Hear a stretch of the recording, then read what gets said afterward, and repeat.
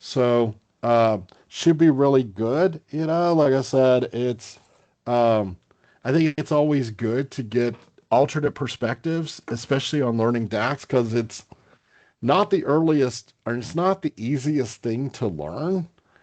So, there's a lot of functions. So I'm very looking forward to him talking about this. I'm assuming he'll mention his new book, that he just wrote, and I will let him go and finish introducing himself. And so with that, I'm going to stop sharing and turn it over to you, Greg. All right. I'm going to go ahead and start sharing and let me know if you can see my screen. We can love the robot art. So Yeah, that's my so I rebranded this whole deck with the DAX for Humans.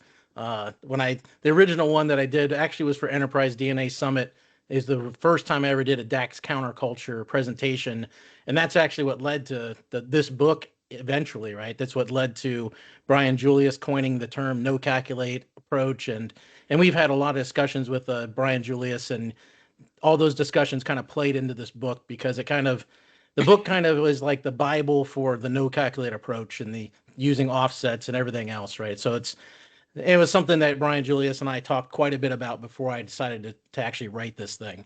So yeah, so my to introduce myself for those of you that don't know me. So I've been in consulting for over 30 years now, mostly around Microsoft technologies. I did Microsoft Exchange for years and years. I did SharePoint for years and years. Power BI. I run a Dynamics practice for my Microsoft Dynamics 365 practice for a global consulting firm is what I actually do for my day job. Um, and I've been an Microsoft MVP, but mostly what I do is I write books on Power BI. I released two this year. One was DAX for Humans, and then the other one was Learn Power BI, third edition of that book. So, and I've written a bunch of for Enterprise DNA. I wrote a bunch of external tools that are actually free now. You can go get them off of my Microsoft Hates Greg GitHub, repository and all that sort of stuff. I run a couple YouTube channels, Microsoft Hates Greg, as well as DAX for Humans, which actually started before I wrote the book. And kind of that is like if I was going to teach somebody how to write DAX from scratch, that's the channel for that. Um, so yeah, any questions about myself or my background or anything? All right. So what we're going to cover today, we're going to cover a bunch of things that basically, whenever you have any kind of technology, right, there's conventional wisdom that develops around this and best practices. I've found that in Power BI, it's really because Power BI stretches across both data engineers, right, very technical people, but also across business analysts and people coming from Excel, right. Sometimes the best practices and things that people say and state like never use a DAX calculated column and things like that just really don't apply in across that entire spectrum. So what we're going to cover today, nothing you're going to hear today is probably be considered mainstream, I guess you could say, by the technical elite that exists out in the world. But a lot of times, you don't need to. Well, sometimes it just doesn't. Best practices don't apply in all situations. So that's all. I'll leave it at that. So we're going to cover calculate and time intelligence functions and other kind of misconceptions about DAX and that sort of thing. All right. So let's jump into it. First thing, which is the conventional wisdom around calculate is it's the most powerful, fantastic, highly performing function that has ever existed in DAX, and you can't live without it, right? But in my perspective, it causes a lot of problems. I never understood why people started like bet so heavily on calculate and started trying to teach people starting with calculate, right? Because it's like physics, right? You don't start physics with quantum mechanics, right? You start physics with learning about force and velocity and acceleration, right? You don't jump right to quantum mechanics. But that's how I kind of see calculate, right? Calculate should be at the end of your DAX journey, right? It's such a complicated function. It's probably one of the it's probably the second or third most complicated function in all of DAX. So trying to start people off with calculate just never made any sense to me. It just confuses people, and there's so many different rules around it. And there's so much easier ways to do things, especially when you're starting out, that allow you to debug things easily. Like calculate, for example, it's all kind of nested into one single statement, and it's really hard to understand what's going on inside of it unless you use some external tools, right? So like tabular editor, things like that. So instead, what I always want to start off with is this DAX pattern to solve most problems, right? And most problems can be solved pretty much by some variation of this, right? So here I'm creating a variable like pickle, right? And then I do a table variable where I filter the table for any items that are not pickle, right? And then I can do an X aggregator across that, like sum X or something like that, and return the result. In this basic pattern, and I introduced this in the first chapter of DAX for Humans, it kind of leads up to this, and that you can basically solve. And then I spend the rest of the book pretty much just repeating this pattern over and over and over again for supply chain problems or HR problems or all these different DAX calculations. They pretty much all use this exact pattern. They just get more complex, right? And the nice thing is, like, you can use the 2CSV function, right, for the table to see exactly what is going on within that table. So if you try to do this in using calculate, right, you'd never be able to, you'd have the calculate clause, you have your filter clause, but you really don't know, well, what exactly really is the calculation going across in terms of that filter table inside of it. With this method, you can basically peek inside any variable that's in this and that's in here, and it gives it a more top down, which I think approach to programming DAX, which I think is a lot more familiar for people than like this kind of the way you have to kind of do an inside out with calculate, right? So, and when I say calculate is a really complicated function, right? This is table stakes. Like, you need to understand all the words here, right? And exactly what is going on. And this isn't even all of it, right? This doesn't even cover all of the different ways that keep filters and all selected and cross filter and use relationship and how they can all interact with each other. It's almost like calculate becomes its own little mini programming language, is the way I look at it. But you need to understand all of these different rules. And this is really what led me to develop the way I write DAX, because that's the way I always looked at it. And there was never a term for it until Brian Julius coined the term no calculate. It was just the way I wrote my DAX, and really it came out of participating on the the community forums, and trying to answer people's questions. And they would always give you they never give you all the information you need, and it became really frustrating to try to solve problems using calculate, because calculate makes so many assumptions about the data model. These people wouldn't have star schemas, right? They'd have a flat table. They wouldn't tell you that, oh, I have this sort by column. And so that would screw up your calculate, right? Because you need to include both the column and the sort by column in your filter clause and all these different stupid rules, right? That would cause problems trying to answer people's questions. And so really the no calculate, the approach that I came up with was try to simplify all of that and just make it as straightforward as possible. And really, the no calculate approach really kind of treats everything like a flat table to a certain degree, which we'll get into more of that later. And the one that I love to show, and then I'll stop and ask if anybody has any questions, is this one, the calculator. So if you do a quick measure in Power BI and you do a weighted average, this is the crazy formula that they give you, right? Here's, again, you can see kind of the inside out. You have to read this from the inside out. And this is the only time I'd ever seen keep filters not in the filter clause of a calculate statement. And that one blew my mind. And so I was like, somebody had to have they were determined to somehow shoehorn calculate into this, computing this weighted average, right? And you can do it so much more simply, right? By doing, create a table, you summarize it, you do your calculation, with you add your value, you do that's your numerator, your denominator, you divide the two, and you're done, right? And you can actually debug this versus how in the world you debug what's going on in here if something screws up, right? You just can't do it because you can't see what's going on within that calculate statement or that sum x statement or the divide or any of that stuff. So anyway, I'll pause here and ask for questions, or if anybody has any comments or wants to tell me I'm crazy. So Greg, just a quick one. So in terms of performance, do you see any like performance difference between using calculated versus no calculate? Yeah, it's situational, to be perfectly honest. In a lot of cases, the no calculate approach actually is faster, and I'll explain why at later on in this presentation as to why that happens. But it really comes from the fact that a lot of times it treats things as a flat table, and you're gonna be like, well, why is a flat table faster than a star scheme? That can't be possible, Greg. Well, I'll cover it cover that later. Sure. But in the book, right, I have there's one that's on basically an entire chapter on optimizing your DAX, and it shows shows an example of optimizing your DAX, right, and then it shows an example of where no calculate just blows the doors off of calculate in terms of performance. And then it shows the opposite. It shows a scenario where calculate is actually faster than no calculate. But early on, I'm going to tell you, Brian Julius and I, like that was the first reaction to no calculate. It was like, if you're not using calculate, there's no way this can be performant. And so Brian Julius actually is the one that he actually went and did statistical analysis. So he'd write the no calculate version, he'd write the calculate version, do a statistical analysis of it, and it's like there's no difference, right?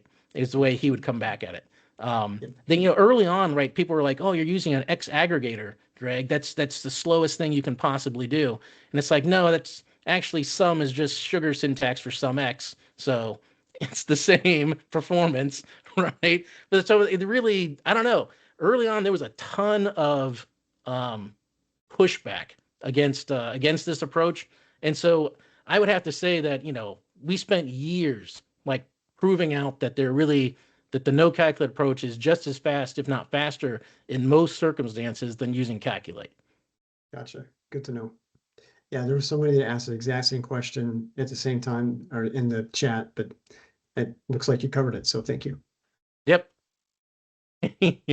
Trust me, trust me. I was the one that actually found the one use because who was it? I can't remember. Alexis Olson. He would actually give no calculate challenges. He'd be like, okay, you talk about no calculate, but can it do this? Right? And he'd give an example where you'd have to, you could use like use relationship in calculate, Mhm. but you can't do that in the no calculate approach. Well, there's ways to get around it using treat as and things like that. So he would actually post challenges on the community forums, and myself, Tamer Juna would actually be the one that usually he would like just lights out, create that guy is better at no calculate than I am. I guarantee you. Tamer Juma is a genius with this stuff. All right, moving on to more crazy things. Time intelligence functions. I am of the opinion that I'd never want to use a time intelligence function, right? The conventional wisdom is that DAX's TI functions make time intelligence calculations easy. To me, they're just black boxes that make way too many assumptions. Like if you want to use I want year to date, but I don't want to include today's date because it's not a full day, right? And I want to try to compare that with last year, right? They don't allow you to do it very easily, and you end up having to basically kind of roll your own time intelligence, if you will, which offsets, and this is what I really cover in the DAX for Humans book, is that offsets make TI, calculations really, really simple, and they work for anything, for any scenario. Like one of the things about the TI functions in DAX is, and up until right, I'll get to the new calendar functionality here in a second, but up until then, right, they assumed a Gregorian calendar. Most of them, there's only like one or two TI functions that include like an end of year kind of parameter. So they could only work for standard Gregorian calendar years, right? They couldn't work with finance, fiscal calendars and that sort of stuff. The other thing is that they exclude an entire segment, right? Industry, if you will, like the education industry. All their stuff is done in semesters and quarters and educational quarters and things like that, which your DAX TI functions are never going to be able to support any of that, right? And I have another presentation that I do where I list off this whole laundry list of here's all the places where DAX TI functions will not work, like trying to calculate through millenniums or any of that sort of stuff, right? I have a whole laundry list of it, but the big one is like the education department or the education industry. They're just basically useless because they don't it's not a fiscal calendar and it's not a Gregorian calendar, right? It's an educational calendar, so they're useless in that industry. And so some of them, like I actually recreated parallel period date. I recreated all the TI functions with just using standard DAX at one point in my life because I was bored. So I went out and I posted those all as quick measures out in the gallery. And I really learned a lot of crazy stuff. Like if you don't really pay attention to the edge cases around like parallel period, dates and period, date add, you really don't understand what those functions are doing. And they act really weird on certain edge cases. So they're more complex than people give them credit for. And again, this all came out of the community forums where people would struggle with DAX's TI function. I just would basically, well, just do it this way with just standard DAX functions, and you don't have to learn any of those. And that kind of became a core tenet of the no calculator approach is that, look, you don't have, there's a lot of DAX functions that you just never have to touch if you use the no calculator approach. So the number of functions in DAX that you have to learn is a lot less using no calculate than if you use kind of your standard approach with calculate and TI functions and things like that. But with offsets, I mean, I understand I'm not going to go through and explain offsets, but essentially like 2024 would be -1, right? In 2025, this year would be 0. In 2026 would be 1 as far as, your offsets are concerned. And that'll work for anything. And it makes your calculations a lot really easy. Now, the new calendar functions, up until we had those, right, we couldn't support fiscal calendars and we couldn't support weeks. I would rather stick a fork in my eye than to configure those new calendars. Those things are terrible. Maybe they'll make them better once they go GA, but in preview, the way they are, they're a nightmare to configure, in my opinion. But maybe other people have differences. But the other thing that then I'll shut up about TI functions and offsets is that when I first started in technology like 30 years ago, people had date tables, right, in their data warehouses, and they were super complex with like 200 different columns, and it was all offset based and so I've always looked at it. It's like, well, offsets is the way it's been done for literally decades in the business intelligence space. So why would you do something different and use these kind of black box functions that you really don't have any control over what they are actually doing, or again, be able to debug? So that is my pitch on time intelligence functions and DAX. So any questions on that one, or anyone want to give me any grief on it? I'm all about conversations. No, I think this is interesting because I know I was always, it seemed like with the time intelligence functions, I would, I wrote, or I would kind of use them infrequently. And so one day I was like, somebody has like something out there on how you can do a date range, create a date range measure. And so I decided one day I just kind of built like a report that for like every one of these functions, it kind of told me what date range each one would do because I was confused by them. But, like I put that report out there, and I think every time I had to use a time intelligence function, I would go back to it and say, okay, how do I do this again? Because it doesn't, like, and so because I guess, yeah, coming off the SQL world, like it's kind of like, all right, I want to do all the stuff from here to here. How do I do that? And I think there was little weird things like date add, and I was like, why can't I go and just subtract a day? Why is it so tough here? So like some of them they're expecting like one value, and some of them they're expecting a column. So I think Oh yeah. I like I think I think you've kind of hit it on the head. They kind of overcomplicated. It seemed like it should have just been easy to say, can I just subtract a day or can I subtract a week or whatever? And so I'm definitely looking forward to seeing what's an easier way to do it. So, It's especially confusing when you realize that a date is just a number, right? It's literally just a number. And so a date and a date and time is just a decimal number. That's all it is. And so you actually can literally just subtract one and go back one day, right? And you'll see that all over in my DAX. Because if you really understand what a date, how it's realized under the hood, that's just a number, then it opens up why use these crazy functions when you can just use subtraction. correct. And it's actually going to be faster. Right. And that's one of the things that I have a video out on my on my Microsoft Hates Greg channel where I actually go through and I do all of the different you know prior period, period to date. I do all of these different calculations using no calculate, using TI functions, and using calculate.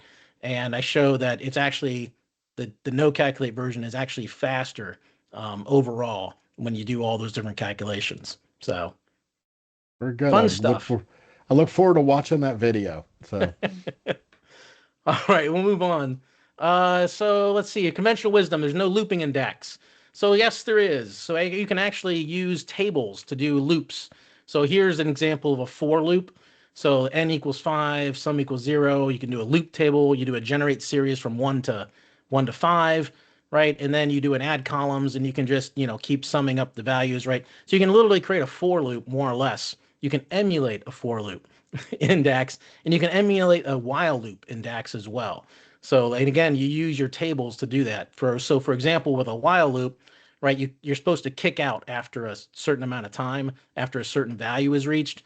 So the way you can do that in a while loop within DAX is you can basically do kind of a reasonable maximum, right? So create a table that has a reasonable maximum where you're going to eventually hit that exit condition. So you can do your calculation. You can then do filter across it. So one of my favorite ones on this is days of supply.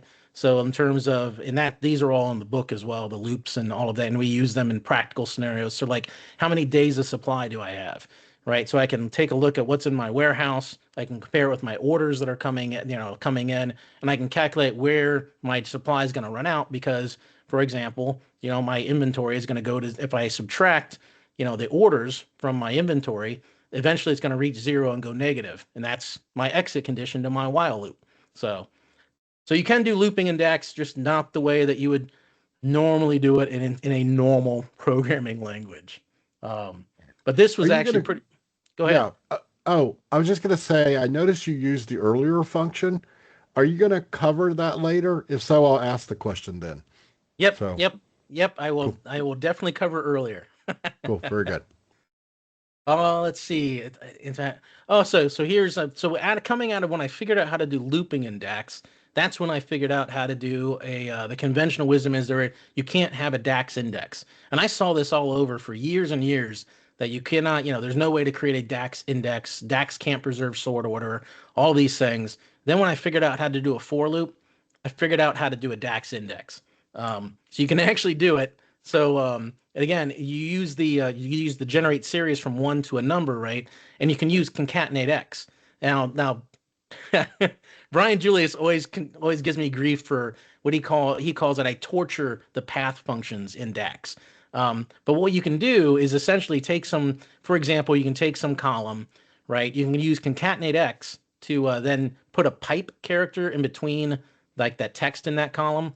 And you can actually sort it too. Concatenate X supports sorting as well. So you can sort it, alphabetically or numerically or however you want to sort it. And then you can basically just pop those items off of that concatenate X string and put them into your generate series table one at a time, right? So if your index is 1, right, then you're going to pop the first item off of that concatenate X string, that path that you've created by using the pipe character. And when the number is 2, right, the value is 2, you're going to pop the second item off, and then the third, and then the fourth, and then the fifth, and voila, you have an index table using DAX. So this one blew my mind when I first created this because I was a firm believer that I believed in the mantra that you can't have a DAX index because it was so prevalent out there in the community at the time.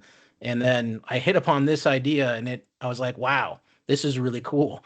And it totally went against like everything I believed and everything that everybody in the community was saying. So that was a fun one to figure out. Okay. Earlier. And this is actually from SQL BI's DAX guide. They say not recommended. Earlier is not recommended, right? And I don't know why, but earlier the conventional wisdom that you'll hear out there is that it's like you never should use earlier. It's like a pariah and blight on the DAX language. It's a relic, and you should never use it at all. And it's slow and all these other things. I find earlier extremely convenient because a lot of times it can avoid nested var return statements, which I find to be extremely ugly and difficult to read in a lot of situations. So this is a variable in a table where this one comes from, I think, mean time between failure, where I'm basically going through and trying to find the next event that happened, right? So it needs to be the same machine name for what is currently in context. And in this case, the repair type can't be preventative maintenance or PM, right? And then I'm going to grab, what the minimum repair started time date is. Essentially what this is kind of a snapshot of that mean time between failure measure. This is a piece of it, right? And so here I'm using earlier, and all earlier means is I'm referring to the earlier context, okay? So in my add column statement, I have a certain context, but before that, I have a different context for machine name. And so that's why earlier is called earlier. I always thought it was a stupid name until I figured out that's why. It's referring to the context. In order to accomplish this same thing, right?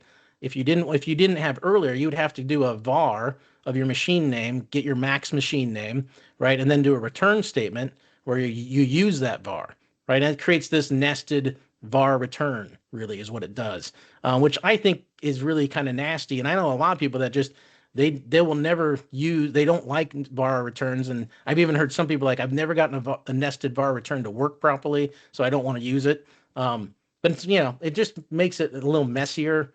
So I like using earlier because it's shorthand almost. So anyway, ask your questions because you had a question about earlier. Yeah, I think it was just, like I guess I was always of the opinion that when variables came along, I could just not have to use earlier. So I never really focused on it. Yep. It And you're absolutely right. When vars came along, earlier became a lot less useful, I would say. Um, yep, I agree. okay. But it can make your code cleaner. Okay. But you're absolutely right. And that's what everybody says, don't use earlier, use vars. But then you get into these nested var return statements, and it's kind of ugly once in a while. So, Okay. I'll definitely look at it. Thank you. okay, here's a fun one. Columns versus measures. The conventional wisdom is never use calculated columns. They're going to bloat your data model, all this other stuff. And again, this is one I think that comes a lot from the technical side of the house. And technically, should you use calculated columns? Yeah, probably not. But is the world going to end because you use a calculated column? No, it's not. And it's probably not going to affect your data model that badly. And they actually can be very useful because calculated columns never exhibit the measure total problem, right? Which I'm not going to launch into a whole diatribe about the measure total problem. Although I am wearing my measure total shirt where it shows the evolution of the total, and it goes backwards with Power BI. But so I actually got that meme made into a shirt. But so calculated columns are never going to have that problem with versus measures because they've never bothered to fix the whole measure total problem issue. The impacts of using a DAX calculated column is incredibly small most of the time. In fact, I've even done it where I've created a DAX calculated column, I've created a measure, and the data model is actually smaller with the DAX calculated column. But anyway, even grouping and binning, which are core features of Power BI, those use essentially a calculated column as well. So I guess my message here is that there's some people out there that would just swear up and down and just they go on a bandwagon about how evil calculated columns are. They're really not that bad. And so in most situations, I don't think people should feel bad about using them. They can be very convenient. So any questions about that one? I guess the big thing on that, is I guess I guess my experience is sometimes people go a little crazy with them, and um and there's just and they don't maybe it would have been better to have tried to drive some of that logic back, and and so No, you're right. In terms of like a lot of times, right? In terms of you shouldn't be using a DAX calculated column. You should be creating that calculated column in Power Query, or you should be creating it as part of your SQL query that you're doing. And those are all perfectly fine. The stuff that I get into a lot of times is right. If you're going to have, and this is where I get into little debates with myself sometimes and other people. It's like, well, if you're going to have DAX in your data model, um, you're going to want to maintain this and make this as simple as possible long term for people to maintain. You're already going to have DAX, you know that. Would you go and create Power Query columns? Because now you have to know, now if somebody's going to pick that up and maintain it, they need to understand Power Query and DAX, right, in order to maintain your data, your semantic model. So, it'd be like, well, let's create an application. We're going to create half of it in Python and the other half in C++, right? mhm. So now you have somebody that now the skill level of somebody to be able to maintain that has just gone up, twofold, if you will.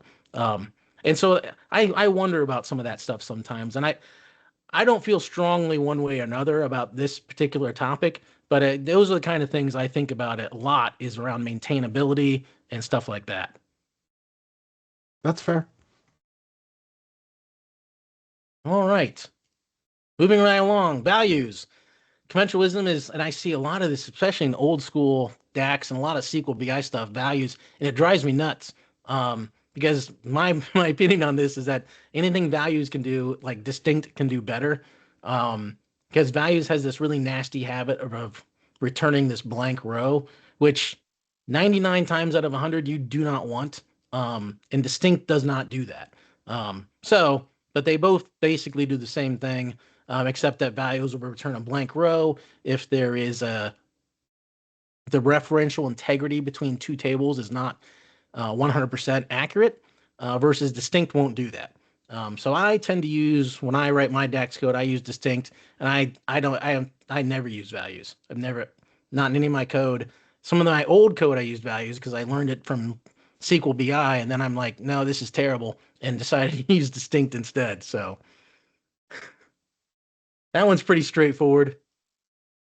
Okay, optimizing your DAX. So conventional wisdom, optimizing your DAX is really important and complicated with 800 plus page books written on the subject. I have that book. Um, so unconventional wisdom is DAX queries usually are pretty fast. Like, I mean, there are cases, right, where you write some inefficient DAX code, and I've got one of those in the book where I basically take a calculation that takes 10 minutes to return and chop it down to like 6 seconds, right? In terms of, and it's all just by optimizing your DAX. So that's the chapter on that. That's the main example in the chapter.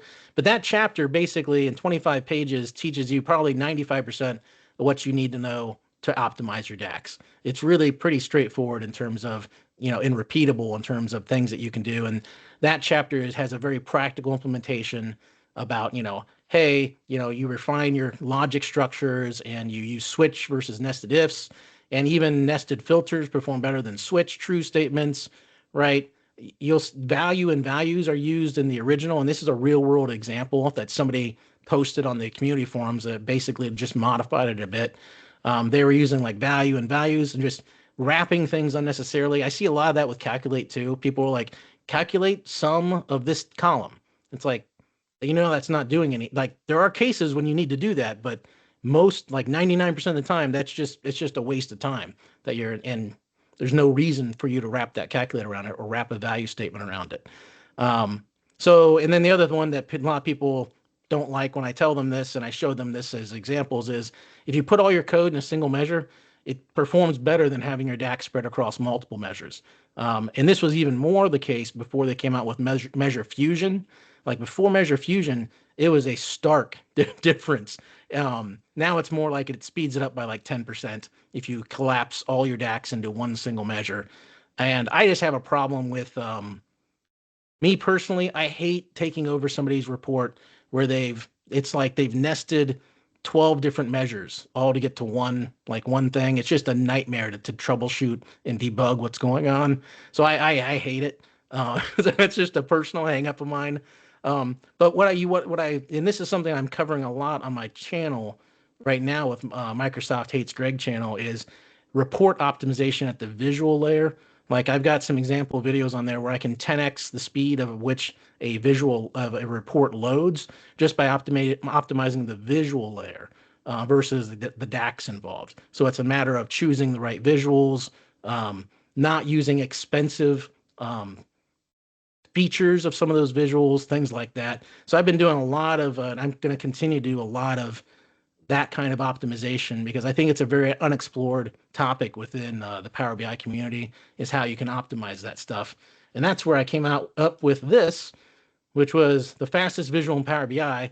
This was a YouTube, this was one of the videos I made where I basically took the same metrics and I put them in different visuals and then timed how fast those visuals are.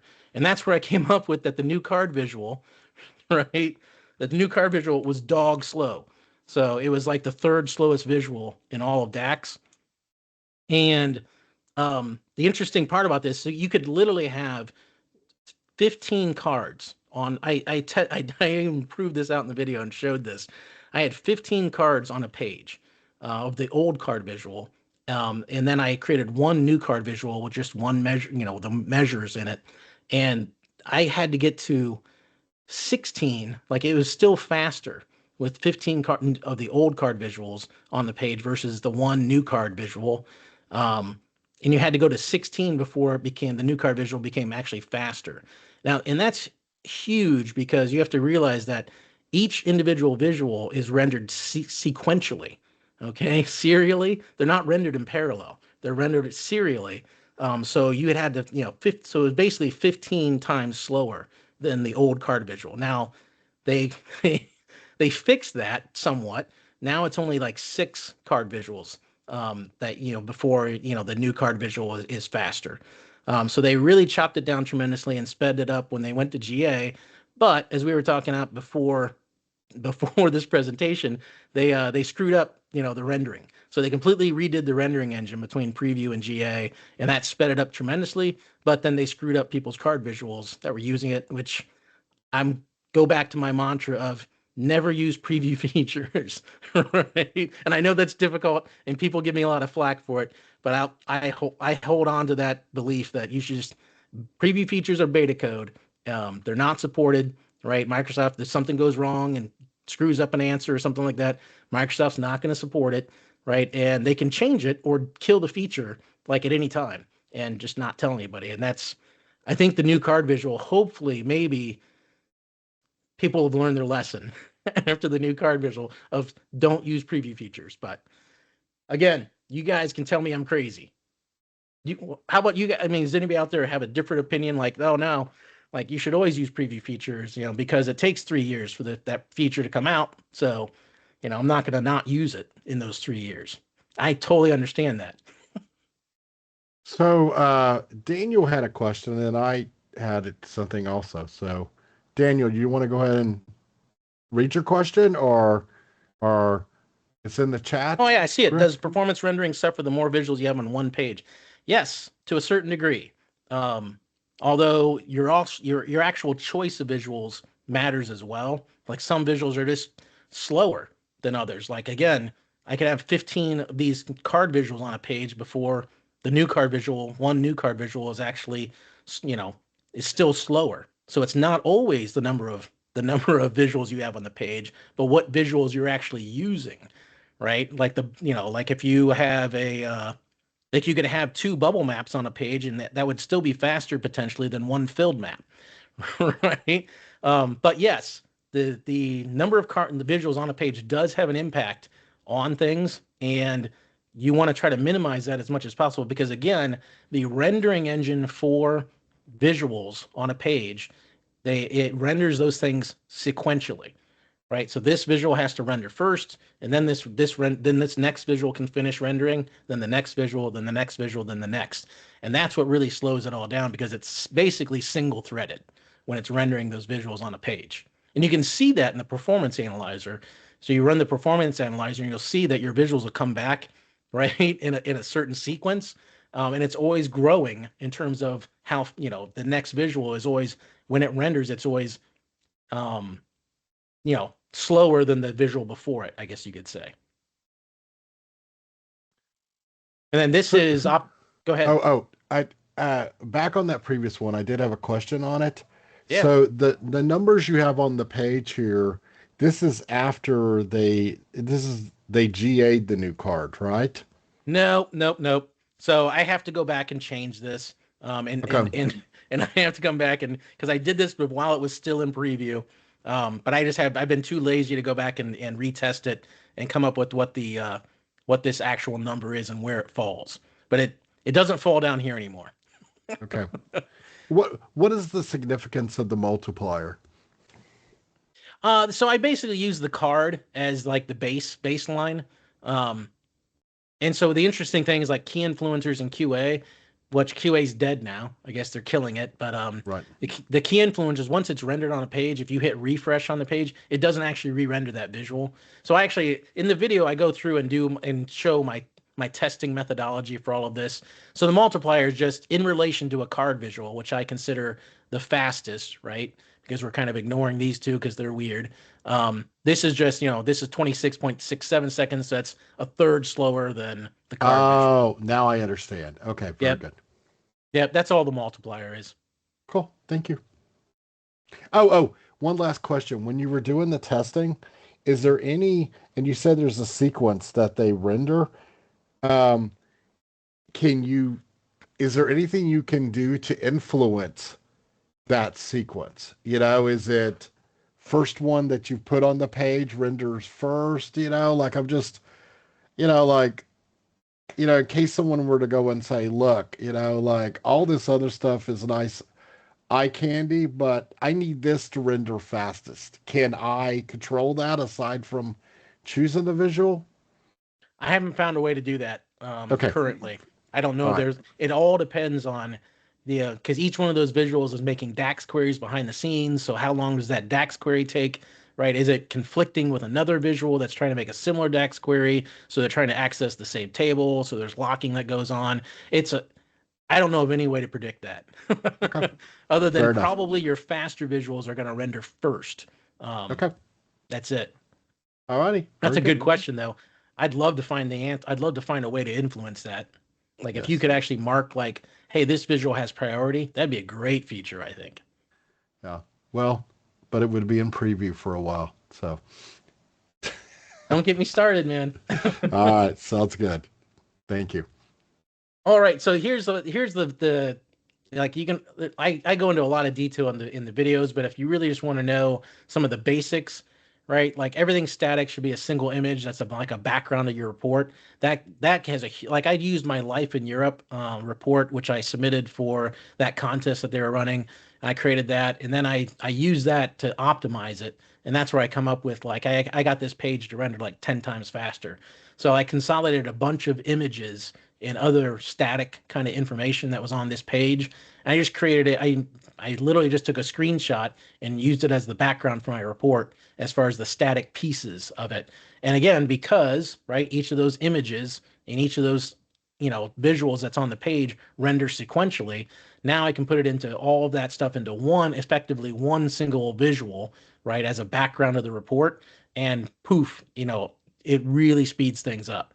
So if you're really interested in that topic, that's probably one of the biggest things you can do in order to speed up your reports is try to limit the amount of visuals that are on the page and try to make anything that's static or, not dynamic or whatever, just make it a background image.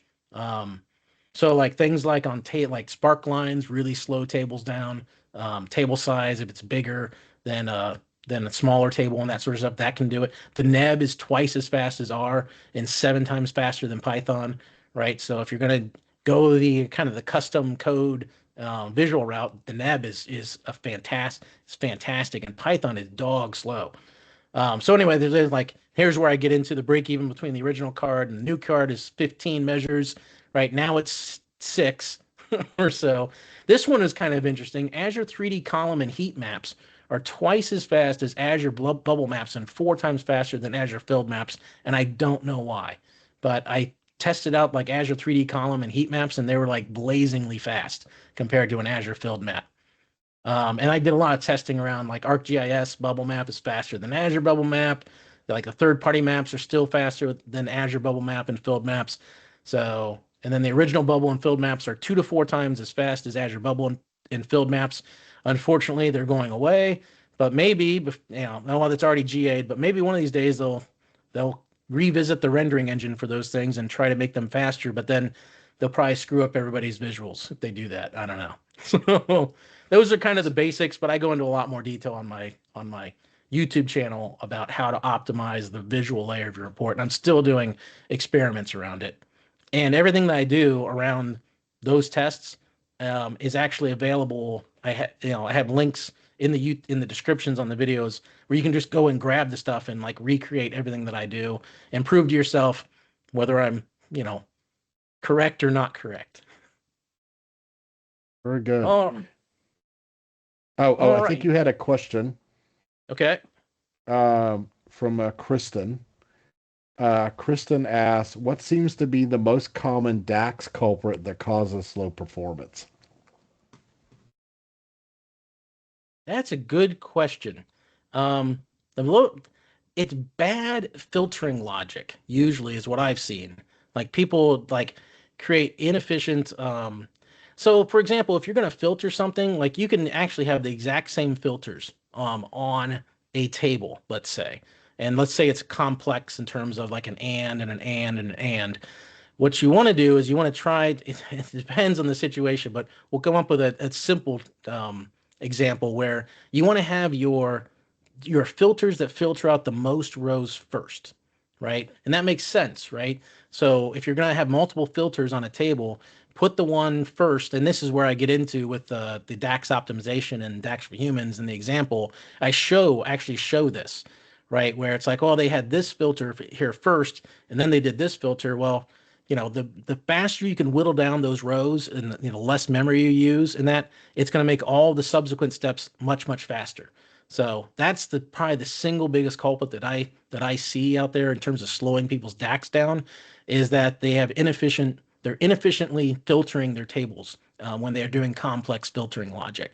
Um, and that's where I kind of showed where like nested filtering, like I do a filter and I filter out the most rows, and then the next filter is nested within that, and the one that's filtering out the most rows is the first one, right? Is in the middle of that, and then because it's inside out, right? So the first one is actually the furthest in the middle, and then you filter out from there. So that would be my answer to that one.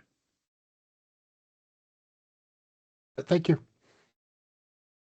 Okay, this is probably going to be a really controversial one, but we'll see if we can get through it. Semantic models. So conventional wisdom, star schemas are blazingly fast and everything else is garbage data model. Turns out that flat single tables for the majority of situations up to at least 100 million are actually faster in general. So I've got videos out there, and again, I've got this is the flat versus star schema YouTube video that I have out there on Microsoft Hates Greg. But it actually has links in the description to the actual data models that I use and all of my results. And basically, I scaled up the AdventureWorks database to like 100 million rows um, using SQL. Really, actually, was what it did. And so scaled that up, tested it out in terms of just having a flat single table, right, versus your traditional star schema. And at 100 million rows, flat table is actually faster than the star schema for AdventureWorks at 100 million rows. So you might be you might be asking why. because it probably flies in the face of everything you've probably ever read. But the reasons are actually not that complicated. So you have to understand, well, maybe they are a little complicated. You have to understand how tables are stored in DAX, and it's completely different than relational tables. Like relational database stores its tables completely differently than the way tabular stores its data. So everything in tabular is stored as individual columns. Okay, and then there's a data dictionary that's on top of that. There's these encodings and all this other stuff. But the important part, there's all these different schemes that they do in order to compress it and everything else. But the important part is everything is in an individual column. So there is no, like when people say like, well, Greg, people would give me flack about like the no calculate approach and this and that. And they'd be like, well, that's going to cause a table scan, Greg. And it's like, well, no, because the DAX Vertipack engine has never not once done a table scan ever, right? It scans columns, right? Because everything's stored as individual columns. And then there's metadata that ties it into as a table, if you will. So that's the first thing you have to understand is that there's no global dictionary, right? Every column has its own dictionary, right? The integer ID for USA in table A's country column has nothing to do with the ID for USA in table B's country column. So that's the short of it. So then what you have to understand is how relationships are stored. Again, relationships are just metadata, right? And that's really all you need to know about that. But now you have to think about, well, now I have a star schema. Now I have to traverse from this dimension table to this fact table because I'm filtering USA in this dimension table. How does that traversal happen to get to the rows I need in my fact table? And the fact is that this is how it works. It's a 4-step process, right? So you have to resolve USA in the country's country dictionary and applies a bitmap over the matching customer rows. From the filtered customer rows, it gets the relevant customer key values, which is what it's tied to as far as to the fact table using the key columns, right? So then using the fact column's internal index on sales customer key and maps those key values to the exact row IDs in sales, right? And then it has to apply a bitmap across that in order to get the actual rows from the fact table. So guess what happens? This is what happens in a star schema when you do relationship transversal. Guess what happens when it's a flat table? This. That's it. It does step 1 versus 4 steps, right? So you wonder why a flat table and why by proxy the no calculate approach, which tends to treat everything as a flat table, you wonder why it's faster. This is why. This is the primary reason why it's faster because it has to do one step instead of 4 steps. Aren't you just questions? Creating your size is going to be huge. And then why did you mention that it's 100 million? What happens after 100 million? I don't know because I didn't I couldn't scale my database that big. No, we never seen. I don't know. This is the first time I'm hearing about it. The flat table, 100 million. I'm going to try it out. But we compare Power BI with the other popular tool, Tableau. Tableau always better, with flat table, and that was the biggest complaint that we get. In a flat table, Power BI is slower.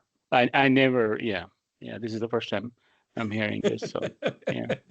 I understand. It's like I said, none of the stuff that I do is mainstream, but it's all repeatable. So I've seen some, I'm not going to mention names, but I've seen some benchmark tests that other people have put out, but none of it's repeatable.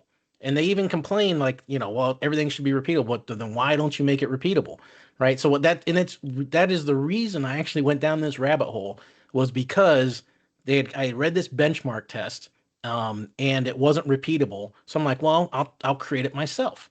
And then I created it myself and I tested it and I didn't get the same results. So I'm like, okay, that's weird. So I really had to start digging into it. But when I came out with that video, I got a lot of hate for that video. But again, it's like, fine, here's all of my work. Here's all my work is publicly available.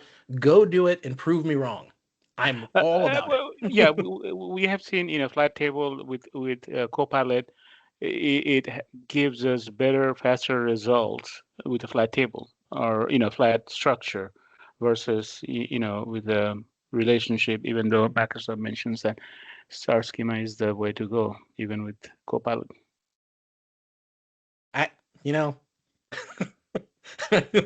I just put stuff out there, man.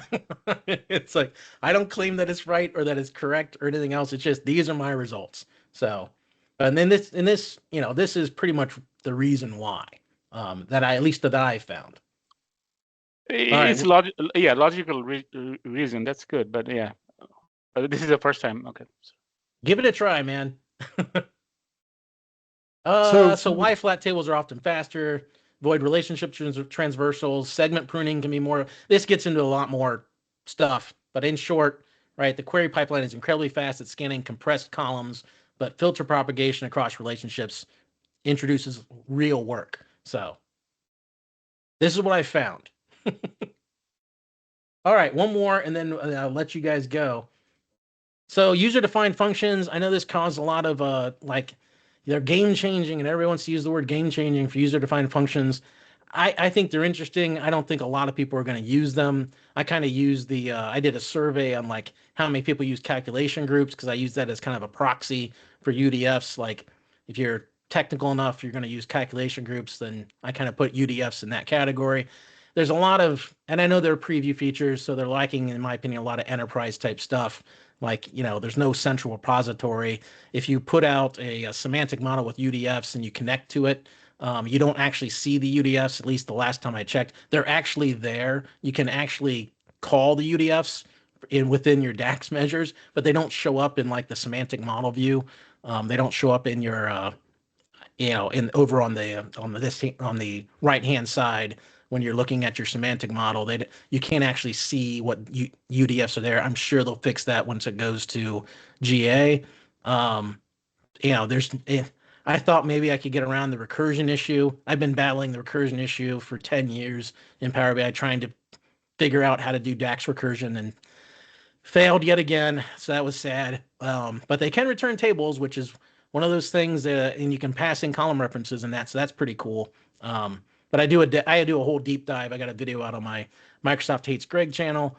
So I don't know. And again, the UDF stuff comes with putting your DAX in multiple places, which there's part of me that just like, oh my God, the troubleshooting and the debugging is going to be a freaking nightmare. But I'm sure there are certain people out there that will use UDFs and will love UDFs, but I am not a fan currently. So that is it. That's the whole presentation. Any other questions? Did you show that last slide? Maybe I just missed it, on the UDFs. This one? Oh, yeah. Maybe I guess on mine, it still says why flat tables are often faster. Maybe I'm. What is Mine too? Same thing. Yeah. Hang on. Let me. Okay. Thing. And Greg is back, and I see his video responding. Yeah, your video cut out. So. You're mute, Greg. Yes.